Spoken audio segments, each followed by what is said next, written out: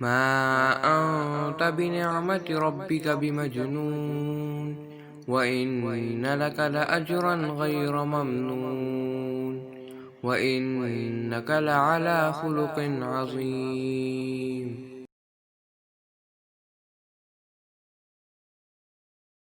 نحمده ونصلي على رسوله الكريم اما بعد فاعوذ بالله من الشيطان الرجيم بسم الله الرحمن الرحيم رب اشرح لي صدري ويسر لي امري واحلل عقدة من لساني يفقه قولي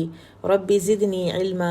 اللهم فقهنا في الدين اللهم اني اسالك ايمانا لا يرتد ونعيما لا ينفد ومرافقت محمد صلی اللہ علیہ وسلم فی اعلی جنت الخلد آمین یا رب العالمین۔ آج ہم جو واقعہ رجیع ہم نے پڑھا تھا تو اس میں ایک آخری صحابی کا ایک تذکرہ باقی رہ گیا تھا، اور اس کے بعد انشاءاللہ ہم بیر معونہ کی جو ٹریجڈی ہے اس کا ذکر کریں گے۔ جو خبیب بن عدی تھے ان کے ساتھ ہی ایک اور صحابی بھی گرفتار ہوئے تھے، اور وہ تھے زید بن دثنہ، اور ان کو بھی قریش مکہ نے خرید کر قید کر رکھا تھا۔ اور ان کا کیا بنا، ان کے ساتھ بھی اسی طرح ہوا کہ وہ امیہ بن خلف کے قاتل کے طور پر نامزد کیے گئے تھے، اور امیہ بن خلف کے بیٹوں نے ہی ان کو زنجیروں میں جکڑا ہوا تھا، اور یہ بھی اپنے قید کے جو دن تھے ان میں اللہ تعالیٰ کی خوب عبادت کرتے، تہجد پڑھتے، روزہ رکھتے، مشرکین کا ذبیحہ نہیں کھاتے تھے۔ اور وہ لوگ ان کے ساتھ جنہوں نے ان کو قید کر رکھا تھا اپنے گھر میں، وہ ان کے ساتھ اچھا سلوک کرتے تھے، لیکن صفوان بن امیہ کو یہ پتہ چلا کہ ہمارا قیدی جو ہے وہ ذبیحہ نہیں کھاتا، تو اس کو ہوا کہ یہ تو بھوکا رہ جائے گا، تو اس نے زید کی خدمت میں پیغام بھیج کر پوچھا کہ آپ کیا کھاتے ہیں؟ تو زید نے فرمایا، انہوں نے رضی اللہ عنہ، کہ میں غیر اللہ کے نام پر ذبح کیے گئے جانور کا گوشت نہیں کھاتا، میں دودھ پی لیتا ہوں۔ وہ روزے رکھتے تھے، تو صفوان بن امیہ نے اس کے بعد ان کے افطار کے وقت ان کی خدمت میں دودھ کا ایک بڑا پیالہ پیش کرنے کا حکم دیا، اور ہر روز ان کو یہ دودھ کا پیالہ پیش کیا جاتا تھا۔ تو اس سے اہل مکہ کی جو وہ ایک مہمان نوازی کی، وہ ایک عربوں کی جو ایک خاصہ تھا، وہ بھی نظر آتا ہے۔ صفوان بن امیہ نے فیصلہ تو پکا کر رکھا تھا کہ ان کو اپنے باپ کے بدلے میں نے قتل کرنا ہے، اور وہ بھی انتظار اسی بات کا کر رہے تھے کہ حرام مہینے گزر جائیں۔ اور مشرکین نے جب زید کو رضی اللہ عنہ کو شہید کرنے کی تیاری شروع کر دی، تو شہادت کا دن وہی طے ہوا جو خبیب رضی اللہ عنہ کی شہادت کے لیے ہوا تھا، اور ان کی جگہ بھی وہی تنیم ہی مقرر تھی جہاں پہ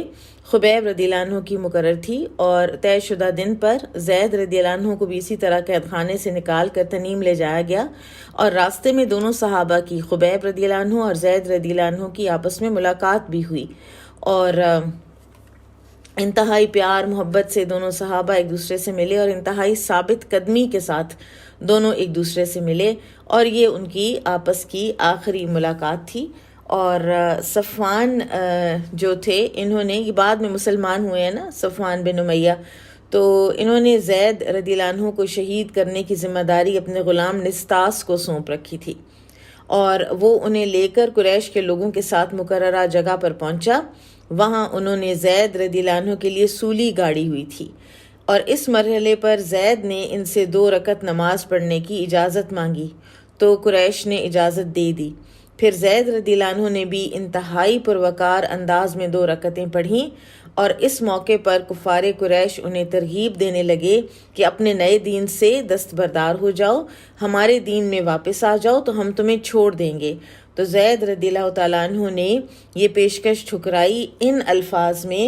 کہ واللہ لا افارق دینی ابدا، اللہ کی قسم میں اپنے دین سے کبھی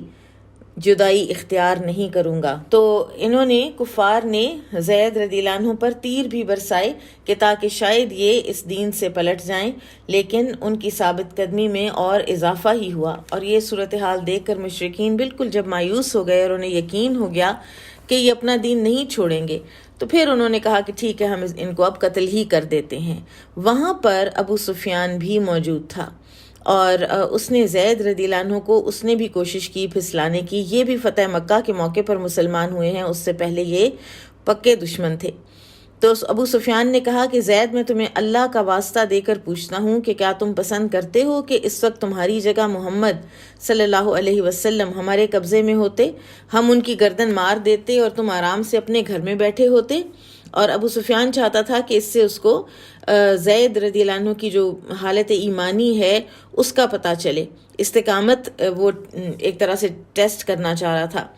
تو زید رضی اللہ عنہ نے واپسی جواب دیا کہ اللہ کی قسم میں تو یہ بھی گوارا نہیں کرتا کہ محمد صلی اللہ علیہ وسلم جہاں موجود ہوں وہاں انہیں ایک کانٹا بھی چبھے اور میں اپنے گھر میں آرام سے بیٹھا رہوں۔ اور یہ جواب جب ابو سفیان نے سنا تو وہ بہت حیران ہوا اور بے ساختہ بول اٹھا کہ میں نے کبھی کسی کو کسی سے ایسی والہانہ محبت کرتے نہیں دیکھا جیسی محبت محمد صلی اللہ علیہ وسلم کے صحابہ محمد سے کرتے ہیں صلی اللہ علیہ وسلم۔ اور بیسیکلی اسی طرح کے واقعات ہیں کہ جن کی وجہ سے بالآخر ابو سفیان کے دل میں اسلام کی اور نبی صلی اللہ علیہ وسلم کی عظمت بیٹھتی چلی گئی۔ آپ کو یاد ہوگا کہ ہرقل والا واقعہ بھی جو ہے وہ بھی اس کے اوپر اثر انداز ہوا تھا کہ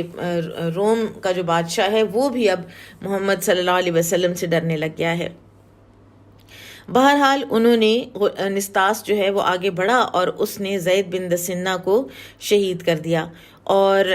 زید رضی اللہ عنہ کی جو ثابت قدمی تھی، جو وقار تھا، جو ڈگنیٹی تھی مقتل میں، اس نے خود ان کے قاتل صفوان اور غلام نستاس کو اتنا متاثر کیا کہ بعد میں وہ کچھ نہ کچھ چیزیں جو ہے نا کہ وہ جو دماغ میں رہی رہتی ہیں اور پھر کسی سٹیج پہ آ کے وہ نکلتی ہیں اور انسان کے ایکشنز کو اور انسان کے فیصلوں کو ڈٹرمن کرتی ہیں۔ تو کہا جاتا ہے کہ this was one of those incidents کے جس کے بعد پھر صفوان بن امیہ اور نستاس جو ہیں کچھ عرصے کے بعد مسلمان ہو گئے تھے۔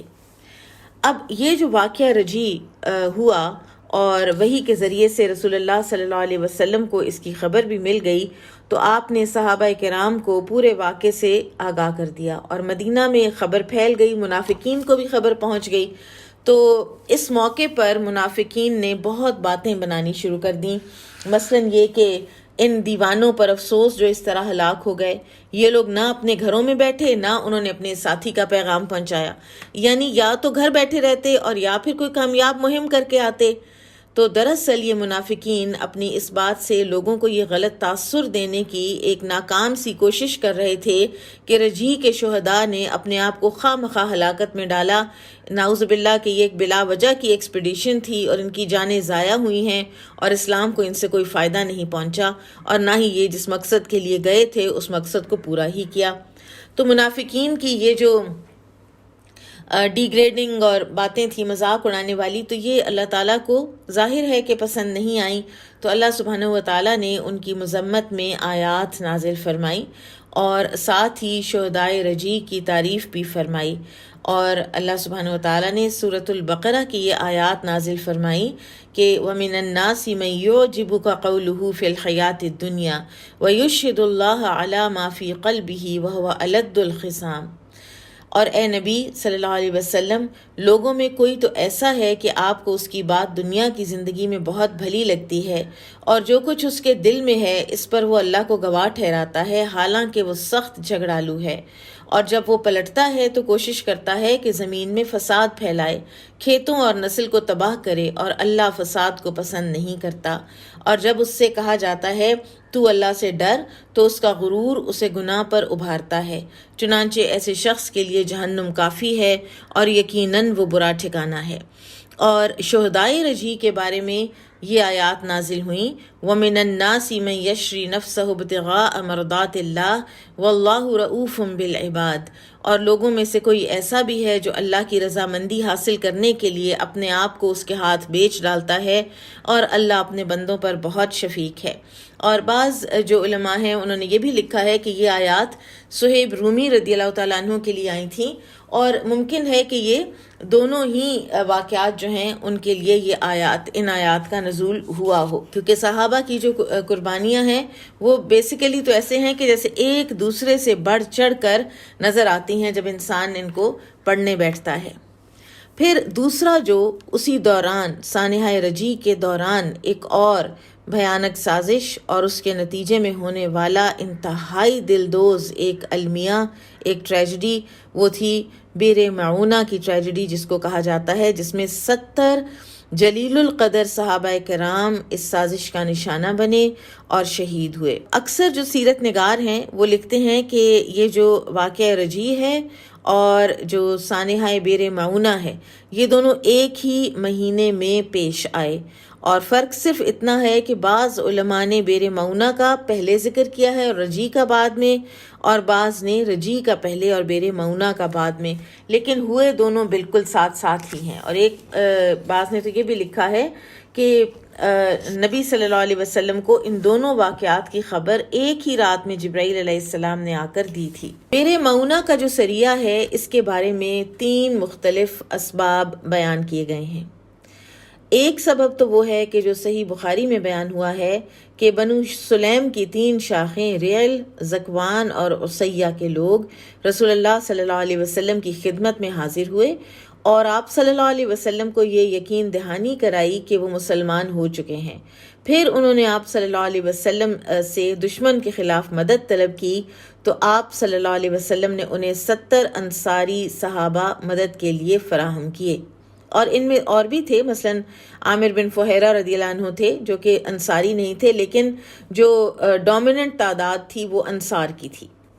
دوسرا سبب صحیح مسلم کی روایت میں بتایا گیا ہے کہ کچھ لوگ نبی اکرم صلی اللہ علیہ وسلم کی خدمت میں حاضر ہوئے اور انہوں نے آپ صلی اللہ علیہ وسلم سے درخواست کی کہ آپ ہمارے ساتھ کچھ ایسے آدمی بھیج دیجئے کہ جو ہمیں قرآن و سنت کی تعلیم دیں۔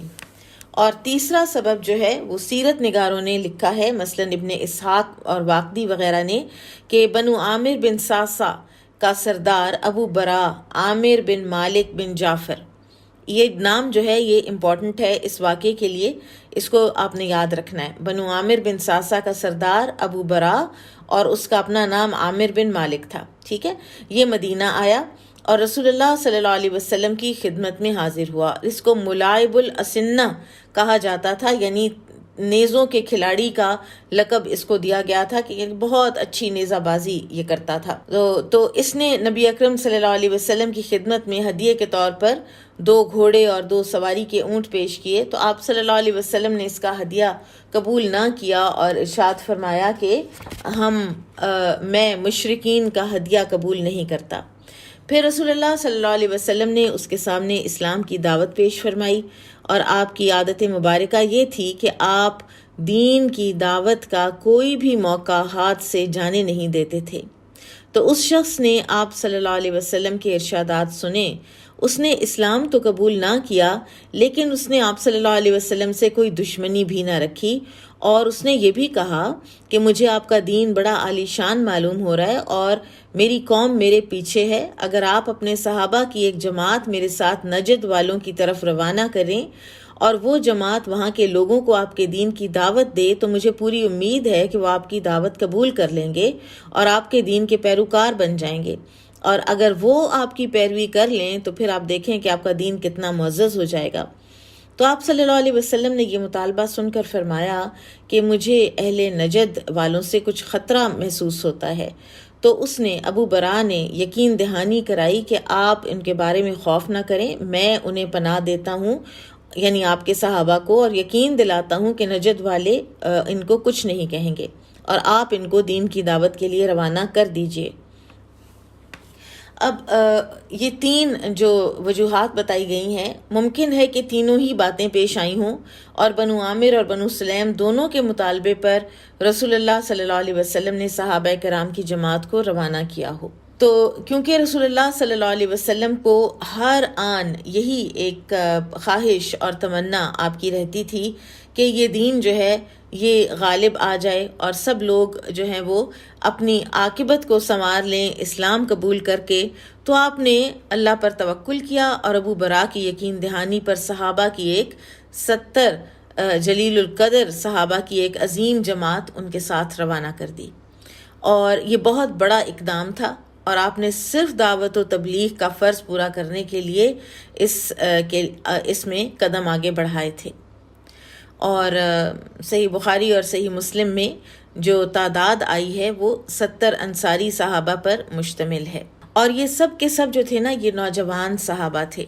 اور قرآن کے قاری ہونے کی وجہ سے لوگ انہیں قراء کے عظیم لقب سے یاد کرتے تھے، اور یہ انتہائی ایک اللہ کی بندگی میں سرشار یہ نوجوان تھے، اور یہ خدمت خلق کے جذبے سے بھی سرشار تھے۔ یہ دن کے وقت پانی لاتے، مسجد میں رکھتے تاکہ لوگ اس سے فائدہ اٹھائیں۔ رسول اللہ صلی اللہ علیہ وسلم کی خدمت میں میٹھا پانی لا کر پیش کیا کرتے، لکڑیاں اکٹھی کرتے اور کچھ لکڑیاں رسول اللہ صلی اللہ علیہ وسلم کی ازواج مطہرات کے حجروں میں پہنچاتے اور کچھ کو فروخت کرتے، پھر ان کی آمدنی سے اہل صفہ اور فقراء کے لیے کھانا خرید کر لاتے، اور اللہ رب العزت کی جو عبادت ہے وہ رات کے وقت وہ کرتے، قرآنی تعلیمات کا مذاکرہ کرتے، قرآن کی تلاوت کرتے، تہجد کا خصوصی اہتمام کرتے، اور اللہ سبحانہ و تعالیٰ کی بارگاہ میں گریہ وزاری کرتے۔ یہ ان کا روز کا معمول تھا، یعنی ایک طرح سے انہوں نے معاشرے کو جگا کے رکھا ہوا تھا ان نوجوانوں نے۔ اور منذر بن عمرو رضی اللہ عنہ کو ان سب کا امیر مقرر فرمایا آپ صلی اللہ علیہ وسلم نے، اور ان میں ابو بکر صدیق کے آزاد کردہ غلام عامر بن فہیرہ رضی اللہ عنہ بھی شامل تھے۔ اور عامر بن فہیرہ آپ کو یاد ہو اگر کہ یہ وہ ہیں کہ جو ہجرت میں بھی ساتھ تھے، اور یہ وہ ہیں کہ جو بکریاں چراتے چراتے غار ثور تک لے جاتے تھے، اور وہاں پہ نبی صلی اللہ علیہ وسلم اور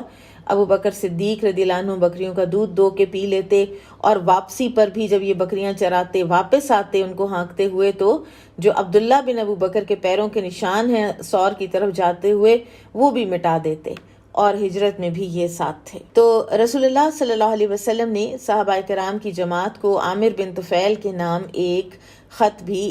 دیا تھا، اور یہ جو ابو برا عامر بن مالک جس کے کہنے پر آپ صلی اللہ علیہ وسلم نے یہ جماعت بھیجی، عامر بن طفیل اس کا بھتیجا تھا، اور بڑا مغرور، بڑا متکبر تھا، اور اس کا ماجرا یہ تھا کہ اپنے دل میں رسول اللہ صلی اللہ علیہ وسلم کی دعوت کے حق ہونے کا معترف تھا، اور اس حقیقت کو اچھی طرح جان چکا تھا کہ رسول اللہ صلی اللہ علیہ وسلم کو عنقریب عرب میں اقتدار حاصل ہو جائے گا، لیکن اس کو خود کیونکہ حکمرانی کی بہت زیادہ لالچ تھی، تو اس نے یہ سوچا کہ یہ رسول اللہ صلی اللہ علیہ وسلم کے ساتھ کوئی سودا بازی کرے، اور یہ آپ صلی اللہ علیہ وسلم کے پاس حاضر ہوا تھا، اور اس نے کہا تھا کہ میں آپ کو اختیار دیتا ہوں، گاؤں والوں پر آپ کی اور شہر کے رہنے والوں پر میری حکومت ہو۔ تو بہرحال ابو برا کا جب صحابہ کو پناہ دینے کا اعلان ہوا تو آپ صلی اللہ علیہ وسلم نے بے فکر ہو کر اور عامر بن طفیل کو بھی اگنور کر کے تو ان صحابہ کو بھیجنے کی فیصلہ کر لیا۔ اب اسلام کے یہ دائی صحابہ، ان کی جماعت جب مدینہ سے روانہ ہوئی تو صبح و شام انہوں نے اپنا سفر جاری رکھا، اور بیر معونہ کے پاس پہنچ کر انہوں نے پڑاؤ ڈالا۔ یہ ایک کنواں تھا، اور آج کل اس کو دیار مطیر کہا جاتا ہے۔ صحابہ کرام یہاں خیمہ زن ہوئے، انہوں نے اپنی سواری کے جانور چرنے کے لیے چھوڑ دیے، اور ان کی نگرانی کے لیے اب 2 صحابی حارث بن سمہ اور عمرو بن امیہ کو بھیج دیا جانوروں کی نگرانی کے لیے۔ اب صحابہ کرام جب بیر معونہ پر ٹھہرے تو ان کو یہ لگن لگی ہوئی تھی کہ جو خط رسول اللہ صلی اللہ علیہ وسلم نے عامر بن طفیل کے لیے بھیجا ہے وہ کیسے اس کو پہنچایا جائے، اور یہ کام آسان نہیں تھا، کیونکہ عامر کی جو دشمنی، اس کا اکھڑ پن، اس کا غرور سب کو بڑی اچھی طرح سے پتا تھا، کہ وہ جانتے تھے کہ ہو سکتا ہے کہ وہ خط اور خط لانے والے کے ساتھ کوئی بہت ہی برا سلوک کرے، لیکن بہرحال اس چیز نے ان کو کبھی روکا تو نہیں کہ وہ نبی صلی اللہ علیہ وسلم کا دیا ہوا مشن مکمل کریں۔ تو پھر آپس کے مشورے سے حرام بن ملحان انصاری رضی اللہ عنہ نے پیشکش کی کہ میں اللہ کے رسول صلی اللہ علیہ وسلم کا خط عامر بن طفیل کو پہنچاؤں گا، اور یہ حرام بن ملحان رسول اللہ صلی اللہ علیہ وسلم کے خادم انس بن مالک رضی اللہ عنہ کے ماموں تھے، یعنی ام سلیم رضی اللہ عنہا کے یہ بھائی ہیں، اور ان کی تمنا تھی کہ انہیں رسول اللہ صلی اللہ علیہ وسلم کا قاصد بننے کا اعزاز اور آپ کا نامہ گرامی لے جانے کا سعادت حاصل ہو جائے۔ تو صحابہ کرام نے خط انہیں دے دیا، اور یہ عامر بن طفیل کے پاس چلے، اور احتیاطی تدبیر کے طور پر 2 اور صحابہ کو انہوں نے ساتھ لے لیا۔ اور انہوں نے اپنے ساتھ جانے والے دونوں صحابہ کو تاکید یہ فرمائی کہ تم دونوں نے میرے قریب ہی رہنا ہے یہاں تک کہ میں عامر کے پاس پہنچ جاؤں. اگر اس نے مجھے امان دی تو تم میرے قریب ہی ہوگے، اور اگر اس نے مجھے قتل کر دیا تو تم پیچھے اپنے ساتھیوں کے پاس چلے جانا اور انہیں اس بات سے آگاہ کر دینا. اور پھر بے دھڑک یہ عامر بن طفیل کے پاس چلے گئے. وہ اپنے قبیلے بنو عامر کے کچھ لوگوں کے ساتھ بیٹھا تھا، اور حرام رضی اللہ عنہ نے ان سب کو مخاطب کر کے فرمایا کیا تم مجھے اس امر پر امان دیتے ہو کہ میں تمہیں رسول اللہ صلی اللہ علیہ وسلم کا خط پہنچا دوں؟ تو انہوں نے کہا ہاں ہم امان دیتے ہیں. تو حرام رضی اللہ عنہ ان سے گفتگو کرنے لگے، اور ایک روایت کے مطابق انہوں نے رسول اللہ صلی اللہ علیہ وسلم کا خط کھول کر پڑھنا شروع کر دیا. ابھی حرام رضی اللہ عنہ کی یہ گفتگو جاری ہی تھی کہ وہ لوگ جو تھے ان کی نیت بدل گئی، اور انہوں نے اپنے ہی ایک آدمی کو اشارہ کیا. وہ حرام رضی اللہ عنہ کے پیچھے پہنچا اور نیزے کا وار کیا جو ان کے جسم کے آر پار ہو گیا، اور حرام رضی اللہ عنہ جو ہیں وہ شہید ہو گئے. اور یہ جب نیزے کی ضرب ان کو لگی تھی تو وہ ایک تاریخی جملہ جو آج ہم سب نے سن رکھا ہے ان کی زبان مبارک سے بے ساختہ نکلا کہ فزت ورب الکعبہ، رب کعبہ کی قسم میں کامیاب ہو گیا. اور یہ ایک بالکل ایک انسٹنکٹیو ریئیکشن تھا، اللہ اکبر فزت ورب الکعبہ، یہ انہوں نے فرمایا. اور یہ اتنی ایمان کی قوت کی ایک علامت ہے کہ اتنے ان ایکسپیکٹڈلی ان کو وہ نیزہ مارا گیا ہے. ان کو پتہ ہی نہیں چلا کہ کب ان کے ساتھ یہ سازش ہو بھی گئی ہے، کب وہ آدمی پیچھے آیا ہے. لیکن جب دل میں اتنا زیادہ ایمان ایسے برم کر رہا ہو اور دل بھرا ہوا ہو ایمان کے ساتھ، تو پھر نکلتا وہی ہے نا جو اس کے اندر ہوگا. کسی دل کے اندر نفاق ہوگا تو نفاق نکلے گا، کوئی منافقت کو ریپرزینٹ کرتا ہوا جملہ منہ سے نکلے گا کہ کاش میں یہاں نہ آیا ہوتا. لیکن جس دل میں ہو ہی ایمان تو اس دل میں سے وہی نکلے گا جو کچھ اس میں تھا. تو انہوں نے کہا کہ اللہ اکبر رب کعبہ کی قسم میں کامیاب ہو گیا. مسند احمد کی صحیح حدیث میں آتا ہے کہ سیدنا ابو طلحہ انصاری رضی اللہ عنہ نے انس رضی اللہ عنہ سے پوچھا تھا کہ کیا تمہیں حرام کے قاتل کی کچھ خبر ہے؟ تو انہوں نے اس کے لیے بد دعا کرتے ہوئے کہا اللہ اس سے نمٹے، اسے کیا ہوا ہے؟ ابو طلحہ رضی اللہ عنہ نے کہا بد دعا نہ کرو، وہ مسلمان ہو چکا ہے. سبحان اللہ، کہ اس شخص کو بھی بعد میں اللہ تعالیٰ نے اسلام کی سعادت نصیب فرمائی. پھر عامر بن طفیل نے بیسیکلی یہ سب کچھ وہ کروا رہے ہیں نا اب، ٹھیک ہے، ابو برا عامر بن مالک کا بھتیجا عامر بن طفیل، تو اس نے حرام بن ملحان رضی اللہ عنہ کی شہادت پر ہی بس نہیں کیا، بلکہ اس نے یہ جو مبلغین تھے جو بیر معونہ پر اب حرام رضی اللہ عنہ کا انتظار کر رہے ہیں ان کی کھوج لگائی اور ان پر حملہ کرنے کے لیے اپنے قبیلے کو پکارا. لیکن انہوں نے ابو برا کی دی ہوئی پناہ کے پیش نظر عامر بن طفیل کی بات نہ مانی اور کہا کہ ہم ابو برا کے عہد کو توڑ نہیں سکتے. تو جب وہ ناکام ہوا اپنے قبیلے سے تو اس نے اسیہ، ریل اور زکوان کے قبائل کو پکارا، تو ان لوگوں نے بات مان لی اور انہوں نے عامر بن طفیل کو اپنا سربراہ بنایا اور اس کے ساتھ جانے کو تیار ہو گئے. اور عامر بن طفیل کو نے کہا کہ میں اللہ کی قسم کھا کر کہتا ہوں کہ یہ شخص یعنی حرام بن ملحان تنہا نہیں آیا تھا. تو یہ حرام رضی اللہ عنہ کے قدموں کے نشان دیکھتے ہوئے صحابہ کی تلاش میں نکل پڑے. ادھر اب صحابہ جو ہیں وہ شدت سے حرام رضی اللہ عنہ کی واپسی کا انتظار کر رہے تھے اور انہیں کچھ پتہ نہیں تھا کہ حرام شہید ہو چکے ہیں. اور اتنی ہی دیر میں عامر بن طفیل اپنے وہ تینوں جو قبائل اس کے ساتھ لگے تھے، اسیہ، ریل اور زکوان، ان کے لوگوں کی ایک بڑی تعداد کو لے کر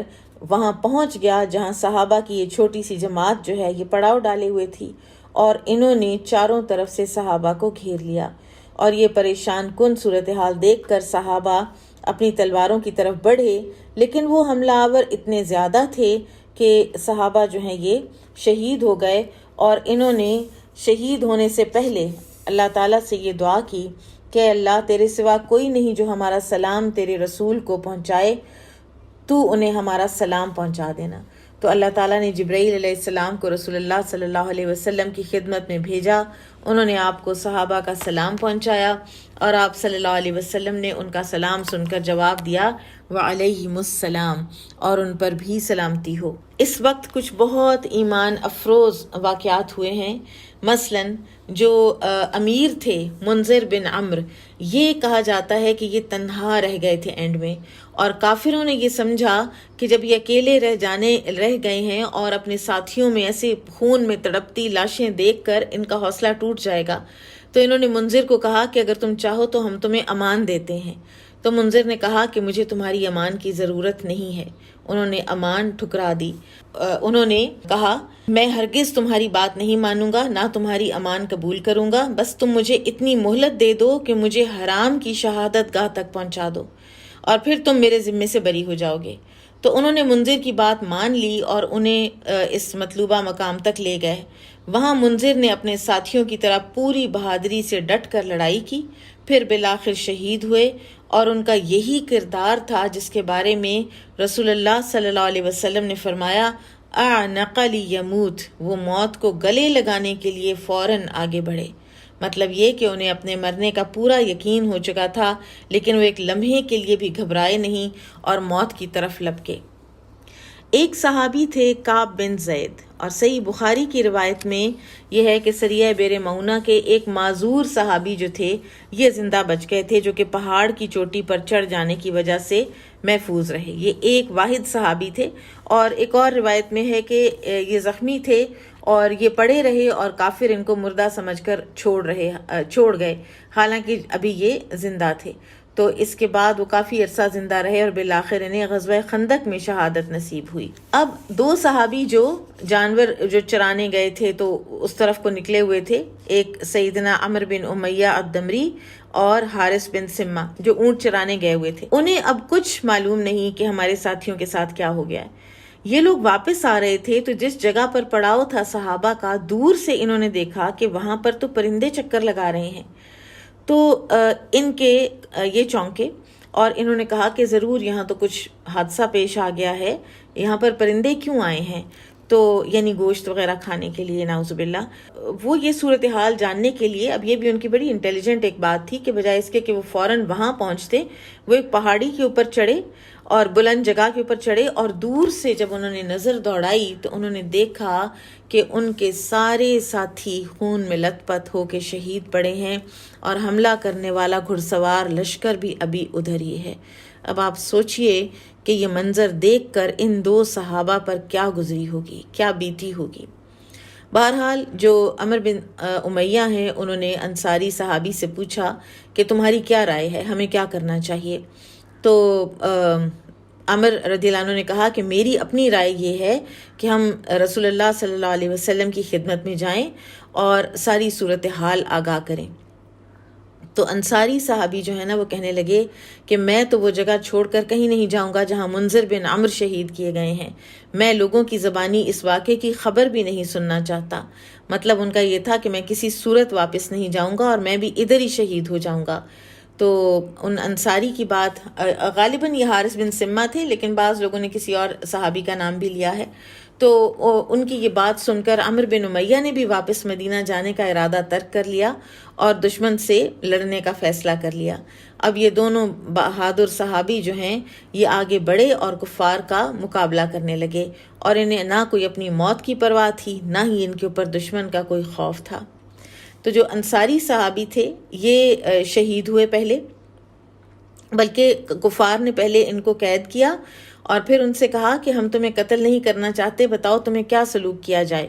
تو انصاری نے کہا کہ مجھے منذر اور حرام کی شہادت گاہ تک پہنچا دو، پھر تم میرے ذمے سے بری ہو جاؤ گے۔ تو انہوں نے کہا کہ ٹھیک ہے، وہ لے گئے اور وہاں جا کر ان کو رہا کر دیا، اور انصاری صحابی نے دوبارہ ان سے لڑائی کی تو اس مرتبہ پھر ان کو جو ہے شہید کر دیا گیا۔ پھر عمرو بن امیہ دمری کو بھی کفار نے گرفتار کیا، لیکن ان سے لڑائی کی نوبت نہیں آئی۔ انہوں نے جب اپنا تعارف کرایا کہ وہ مزر قبیلے سے ہیں تو عامر بن طفیل نے کہا کہ میری ماں نے ایک گردن آزاد کرنے کی نظر مانی تھی، لہٰذا تم اس کی طرف سے آزاد ہو، اور پھر اس نے ان کی پیشانی کے بال کاٹے اور ان کو آزاد کر دیا۔ اب ان شہید ہونے والے صحابہ میں عامر بن فہیرہ رضی اللہ عنہ بھی تھے، اور ان کا ایک بڑا ہی عظیم ان کے لیے اعزاز یہ ہے، صحیح بخاری میں ان کی شہادت کا جو واقعہ بیان ہوا ہے کہ جب بیر معونہ کے موقع پر صحابہ کی جماعت کو شہید کیا گیا اور عامر بن امیہ دمری رضی اللہ عنہ قید ہوئے، تو عامر بن طفیل نے ان سے ایک مقتول صحابی کی طرف اشارہ کر کے پوچھا یہ کون ہے؟ تو عامر بن امیہ نے اسے بتایا کہ یہ عامر بن فہیرہ ہیں۔ تو اس نے کہا میں نے انہیں شہید ہو جانے کے بعد دیکھا کہ انہیں آسمان کی طرف اٹھا لیا گیا ہے، میں نے خود نگاہ اٹھا کے دیکھا کہ وہ آسمان اور زمین کے مابین معلق ہیں، پھر انہیں واپس زمین پر رکھ دیا گیا۔ اور بعض روایات سے یہ پتہ چلتا ہے، اب عامر بن امیہ دمری واپس پہنچتے ہیں نا، یہ واپس پہنچیں گے تو انہوں نے نبی صلی اللہ علیہ وسلم کو بیر معونہ کے بارے میں بتایا، لیکن بعض روایات سے یہ پتہ چلتا ہے کہ نبی صلی اللہ علیہ وسلم کو حادثے کی بذریعہ وحی پہلے سے خبر مل چکی ہوئی تھی۔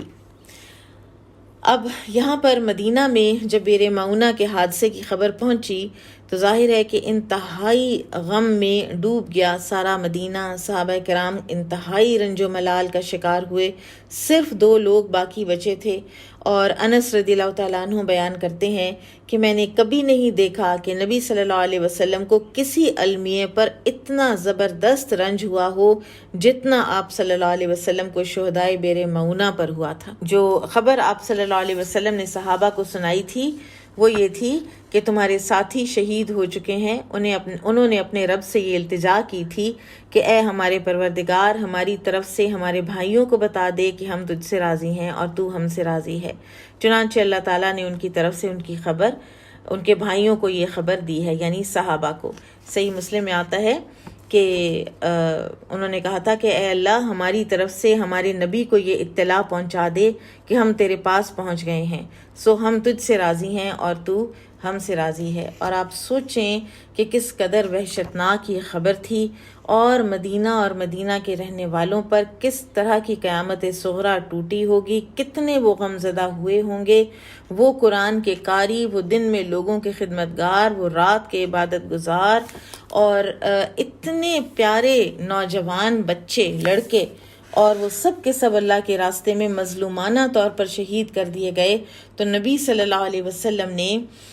جس رات آپ کو شہدائے بیر معونہ کی خبر پہنچی تھی، اس رات کی نماز فجر ہی میں آپ نے قاتلوں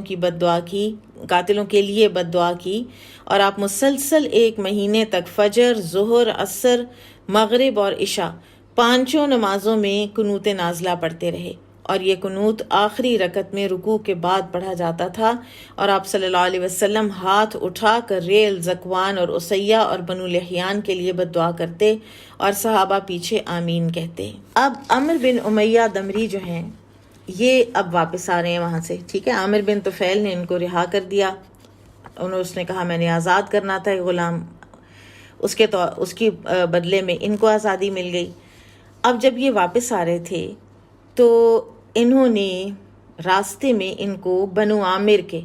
یعنی بنو عامر وہ قبیلہ جس کو عامر بن طفیل بلونگ کرتا تھا، بنو عامر کے 2 لوگ ان کو ملے۔ اب یہ 2 لوگ جو تھے یہ بے قصور تھے، اور یہ نبی صلی اللہ علیہ وسلم کی پناہ انہوں نے مانگی ہوئی تھی، اور آپ صلی اللہ علیہ وسلم نے ان کو پناہ دی ہوئی تھی۔ عامر بن امیہ کو پتہ نہیں تھا، اور وہ صحابہ کی شہادت پر بے حد غمگین تھے۔ تو انہوں نے، عامر بن امیہ نے، ایک درخت کے سائے تلے تھے، وہ بھی آ گئے، وہ سوئے جب، تو عامر بن امیہ نے ان دونوں کو قتل کر دیا، اس بدلے میں کہ میرے اتنے ساتھی شہید ہوئے ہیں تو میں ان کو قتل کر دوں، یہ نہ جانتے ہوئے کہ نبی صلی اللہ علیہ وسلم کی پناہ میں ہیں یہ دونوں۔ تو جب آپ صلی اللہ علیہ وسلم کو عامر بن امیہ نے واپس آ کر یہ بتایا کہ میں نے 2 افراد قتل کیے ہیں، تو آپ نے فرمایا تم نے بہت برا کیا، تم نے ایسے 2 آدمیوں کو قتل کیا ہے جن کو میں نے امان اور پناہ دے رکھی تھی، میں ان دونوں کی دیت ضرور ادا کروں گا۔ اور ادھر عامر بن طفیل کو جب یہ پتہ چلا کہ بنو عامر کے 2 لوگ قتل کر دیے گئے ہیں، تو اس نے رسول اللہ صلی اللہ علیہ وسلم کی خدمت میں خط لکھا اور اپنے ساتھیوں کی ایک جماعت روانہ کی، اور آپ صلی اللہ علیہ وسلم کو بتایا کہ آپ کے صحابی نے ہمارے 2 آدمی قتل کر دیے ہیں، حالانکہ آپ نے انہیں امان دی تھی۔ تو آپ صلی اللہ علیہ وسلم نے، کیونکہ آپ انتہائی ایتھکس کے اور اخلاق کے انتہائی بلند مرتبے پر فائز تھے. وَإِنَّكَ لَعَلَىٰ خُلُقٍ عَظِيمٍ، یہ یوں ہی تو نہیں کہا گیا. تو آپ صلی اللہ علیہ وسلم نے فرمایا کہ غداری ان مقتولوں نے تو نہیں کی تھی، تو لہٰذا میں ان کی دیت دوں گا. اور انصاف کے سارے تقاضے آپ صلی اللہ علیہ وسلم نے ملحوظ رکھے. پھر جب یہ بئر معونہ کا واقعہ پیش آیا تو اس کے کچھ عرصے کے بعد ابو برا وادی عیس آیا. اب یہ بے قصور تھا، اس نے کچھ نہیں کیا، اس نے نہ وعدہ توڑا نہ ہی اس نے کوئی پرومپٹ کیا تھا عامر بن طفیل کو. تو یہ اب خاصا اس وقت بوڑھا ہو چکا تھا، تو اس نے اپنے بھتیجے لبید بن ربیعہ کو رسول اللہ صلی اللہ علیہ وسلم کی خدمت میں روانہ کیا، اور ساتھ ہی آپ صلی اللہ علیہ وسلم کے لیے ایک گھوڑا ہدیے کے طور پر بھجوایا. تو آپ نے اس وقت بھی پھر وہ گھوڑا قبول نہ کیا اور فرمایا لا اقبل ہدیۃ مشرک. تو لبید کا کہنا ہے کہ مجھے گمان بھی نہ تھا کہ مضر قبیلے کا کوئی فرد ابو برا کا ہدیہ لینے سے انکار کر دے گا. تو رسول اللہ صلی اللہ علیہ وسلم نے فرمایا اگر میں کسی مشرک کا ہدیہ قبول کرتا تو وہ ابو برا ہی کا ہدیہ ہوتا. تو لبید نے پھر نبی صلی اللہ علیہ وسلم سے عرض کی کہ مجھے ابو برا نے آپ کی خدمت میں بھیجا ہے. تو وہ آپ صلی اللہ علیہ وسلم سے اپنی ایک تکلیف کے علاج کی درخواست کر رہا ہے. اسے دبیلا کی بیماری لاحق تھی. ایک پھوڑا ہوتا ہے جو پیٹ پر نکلتا تھا اور عام طور پر اس سے موت واقع ہو جاتی تھی. تو نبی اکرم صلی اللہ علیہ وسلم نے زمین سے تھوڑی سی مٹی اٹھائی اور اس پر تھتکار کر لبید کو دے دی اور فرمایا کہ اسے پانی میں ملا لینا اور ابو برا کو پلا دینا. تو اس نے جا کر یہی عمل کیا جس کی برکت سے ابو برا تندرست ہو گیا. بہرحال بعض روایات میں یہ بھی ہے کہ رسول اللہ صلی اللہ علیہ وسلم نے اسے شہد کا ایک مشکیزہ بھیجا تھا جسے وہ چاٹتا رہا یہاں تک کہ اس کی بیماری دور ہو گئی. عامر بن طفیل کا کیا ہوا؟ عامر بن طفیل اس کے بعد زندہ رہا اور رسول اللہ صلی اللہ علیہ وسلم کی بد دعا کا بالآخر شکار ہوا. طاعون میں مبتلا ہوا اور تڑپ تڑپ کر مر گیا. اس کی موت کفر ہی پر واقع ہوئی. اور ادھر ابو برا کو عامر بن طفیل کی وحشیانہ غداری کا اتنا غم تھا کہ وہ بھی اسی غم میں دنیا سے کوچ کر گیا. تو یہاں پر